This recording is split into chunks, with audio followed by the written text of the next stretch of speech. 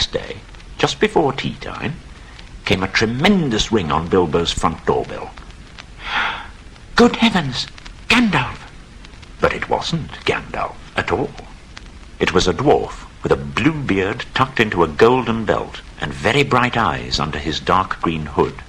He pushed inside, just as if he had been expected. "Dwellin, at your service," he said with a low bow. Bilbo Baggins, at yours, said Bilbo, very surprised. Would you take some tea? They had not been at table long when there came an even louder ring at the bell. Excuse me, said the hobbit. So you have got here at last. But it wasn't Gandalf, but a very old-looking dwarf on the step with a white beard and a scarlet hood. "Balin, at your service." Come in. Have some tea. "A little beer would suit me better, all the same, my good sir. But I don't mind some cake, seed cake, if you have any." Bilbo had just plumped down the beer and the cake in front of them when the doorbell rang again. What can I do for you? "Keely, at your service. And Feely," added the other, and they both swept off their blue hoods and bowed. "Dwellin and Balin here already, I see," said Keely. "Good." Oh, this is queer doings, thought Bilbo. I really must sit down for a minute and have a drink.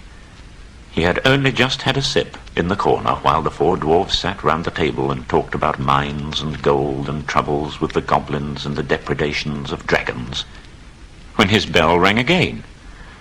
Someone at the door, he said, blinking. "Some four, I should say, by the sound," said Feely. It was not four, after all. It was five.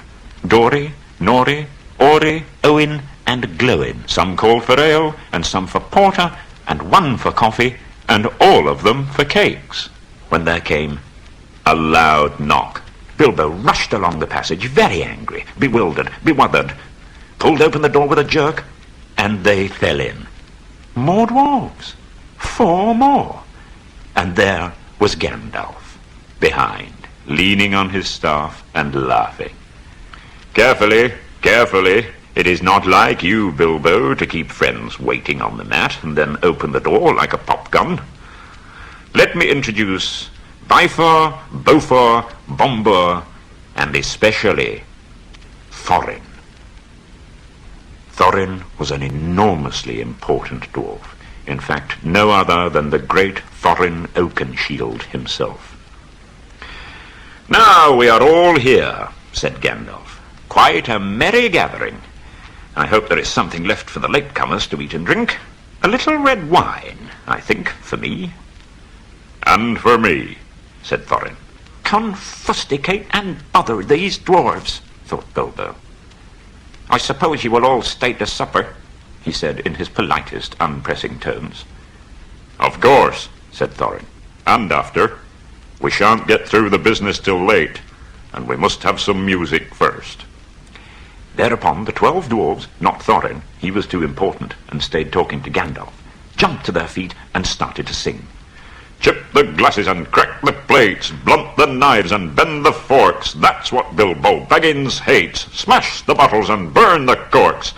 Dump the crocks in a boiling bowl, pound them up with a thumping pole, and when you've finished, if any are whole, send them down the hall to roll. That's what Bilbo Baggins hates, so carefully, carefully with the plates." Of course, they did none of these dreadful things. Everything was cleaned and put away safe as quick as lightning. "Now for some music," said Thorin. "Bring out the instruments." They came back with Thorin's harp wrapped in a green cloth, a beautiful golden harp, and when Thorin struck it, the music was so sudden and sweet that Bilbo forgot everything else and was swept away into dark lands under strange moons, far over the water and very far from his hobbit-hole under the hill. First one, and then another, began to sing, deep-throated singing of the dwarves in the deep places of their ancient homes. "Far over the misty mountains cold, to dungeons deep and caverns old, we must away ere break of day, to seek the pale enchanted gold. The dwarves of yore made mighty spells, while hammers fell like ringing bells in places deep where dark things sleep, in hollow halls beneath the fells. The bells were ringing in the dale, and men looked up with faces pale. The dragon's ire, more fierce than fire, laid low their towers and houses frail. The mountains smoked beneath the moon. The dwarves, they heard the tramp of doom. They fled their hall to dying fall beneath his feet, beneath the moon. Far over the misty mountains grim, to dungeons deep and caverns dim, we must away ere break of day to win our harps and gold from him. As they sang, the hobbit felt the love of beautiful things made by hands and by cunning and by magic moving through him, a fierce and jealous love, the desire of the hearts of dwarves. Then something Tookish woke up inside him, and he wished to go and see the great mountains and explore the caves and wear a sword instead of a walking stick. Suddenly in the wood beyond the water a flame leapt up, probably somebody lighting a wood fire. And he thought of plundering dragons settling on his quiet hill and kindling it all to flames. He shuddered, and very quickly he was plain Mr. Baggins of Bag End under Hill again. Bilbo got up trembling.